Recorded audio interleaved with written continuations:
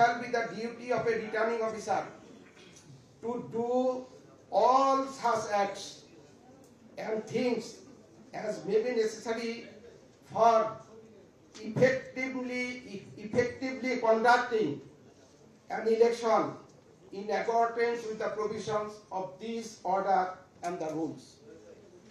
এটা হলো আপনাকে যারা আইনের ছাত্র তারা বুঝবেন inherent power of the court.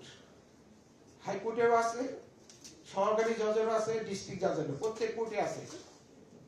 যখন এখানে যে বর্ণিত যে সমস্ত জিনিস আইনে বলে দিয়েছে to address a particular problem, সেই প্রবলেমের বাইরে গিয়েও অনেক কিছু করতে হবে, তাহলে উনি কিভাবে করবে? দ্যাট ইজ ইনহেরেন্ট পাওয়ার, সহজাত ক্ষমতা। এইখানে আপনি একটা সহজাত ক্ষমতা একবারে প্রথমে ফার্স্ট ওলার বলেছে এই কাজ করবেন, এই কাজ করবেন, এইভাবে করবেন, প্রেসক্রাইব করা আছে। এইখানে দেখেছে যে প্রেসক্রাইবের বাইরেও যদি কোনো কাজ করতে হয়, কি কারণে? For effectively conducting an election, কার্যকরভাবে সঠিকভাবে একটা নির্বাচনকে পরিচালনার জন্য অন্য যে কোনো কাজ থাকে, which has not been expressly provided in the law, সে কাজও তাকে করতে হবে। আইন তাকে এই পার্ট দিতেছে, দ্যাট ইজ ইনহেরেন্ট পাওয়ার উনি এক্সারসাইজ করবে। কোন বিশেষ ক্ষেত্রকে কিভাবে সিচুয়েশন অ্যাড্রেস করবে, completely depends on his products, on his qualification, on his leadership, উনার উপর নির্ভর করতেছে, on his commitment, on his dedication. আপনি হচ্ছেন তাকে তাড়িয়েছে। ডিসি সাহেব বসেন ঢাকায়, সে ধরেন ঢাকা থেকে আপনার অথবা আপনারা যারা চিটাগাঙ্গে, আমি চিটাগাঙ্গে বসে, চিটাগাং বেটেল যেহেতু অফিসারদের আমি নামটা দেখলাম এখন, চিটাগাং বসে, চিটাগাং কতগুলো উপজেলা, সেখানে যোগ্যতম একজন ব্যক্তিকে বসানো হয়েছে, যিনি কি হিসাবে কাজ করবেন? সহকারী রিটার্নিং অফিসার হিসেবে কাজ করবেন। ডিসির পক্ষে কি, ডিসির পক্ষে শুনে এই সমস্ত উপজেলাটা কি কোথায় ইফেক্টিভলি কন্ডাক্টিং দ্য ইলেকশন, তার পক্ষে কি সম্পূর্ণভাবে তার আয়ত্তের মধ্যে বা তার চোখের মধ্যে আনা বা তার দৃষ্টিতে আনা কি সম্ভব? এই কাজটা কে করবে? আপনি করতে পারেন, কারণ আপনি আগেই বলেছি যে একটা নির্দিষ্ট টেরিটোরিয়াল জুরিডিকশনে আপনার কাজ, বাইরে কাজ নাই। আপনার থানা, you are the headman of the thana. সকল দিক থেকে যদি বিবেচনা করেন, আপনি হচ্ছেন একটা থানার সর্বময় বড় কর্মকর্তা।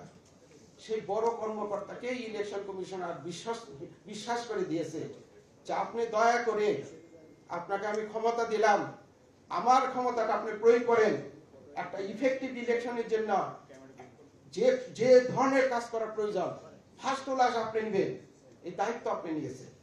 এখন দায়িত্ব যখন আপনার কাছে হয়েছে, আমানতদার হয়েছে। পবিত্র কোরআনের প্রথম দেখবেন, এবং হঠাৎ কোরআনটা যেভাবে নাজিল হয়েছে ওইভাবে কিন্তু সংকলিত হয় নাই, সেটাও যে সংকলিত হয়েছে আল্লাহর ইচ্ছাই হয়েছে। সেই সংকলনের 3 প্রকারের মানুষের বর্ণনা দেওয়া হয়েছে। তার এক প্রকার হলো আমানতের খেয়ানত যে করে, মুনাফিক। বর্ণনা দেওয়া হয়েছে 3 টাইপ করা হয়েছে। আপনাদের যারা আমাদের অন্য ধর্মাবলম্বী ভাইয়েরা আছে, কোন ধর্মগ্রন্থে কি আমাকে দেখাতে পারবে যে আপনাকে একটা আমানত রাখা হলো, আপনাকে একটা ঘড়ি রাখলাম, আপনার কাছে একটা টাকা রাখলাম, আপনি খেয়ানত করবেন?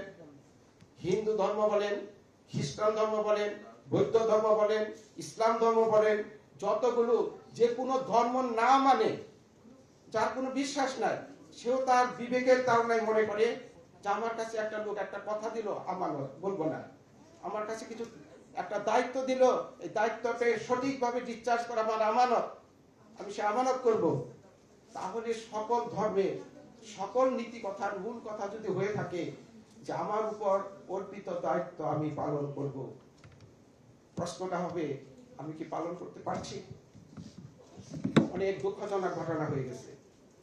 প্রধান নির্বাচন কমিশনারও করেছেন, সরকার প্রধানও বহু রক্ত হয়েছে, বহু কিছু পরিবর্তন হয়েছে। আমি যদি বলি যে আমরা যারা, আমি এখন আমার নির্বাচন, আমরা যারা উপজেলা লেভেলে আমরা যারা জেলা লেভেলে নির্বাচন পরিচালনা করার জন্য আইনগত বাধ্যকতা ছিলাম, তারা যদি সঠিকভাবে পালন করতাম, তাহলে কি এই নির্মম পরিণতি এই জাতিকে দেখতে হতো? আজকে আমি ব্যক্তিগতভাবে মনে করি যে এই ইলেকশন যদি খোদা না করুক, এই ইলেকশনও যদি আমরা ভালো না করতে পারি, বিশ্বের কাছে, মানুষের কাছে জাতির হিসাবে আমরা অত্যন্ত নিন্দিত জাতি হিসেবে পরিণত হব। পার্শ্ববর্তী রাষ্ট্রের 140 কোটি লোকের, তাদের যদি এই পরিণতি না হয়, পার্শ্ববর্তী অন্য রাষ্ট্রের যদি এই পরিবর্তিত এইরকম পরিণতি না হয়, তাহলে এক জাতি, এক দেশ, এক বাঙালি কেন আমরা পারি না? কোথায় আমাদের দোষ?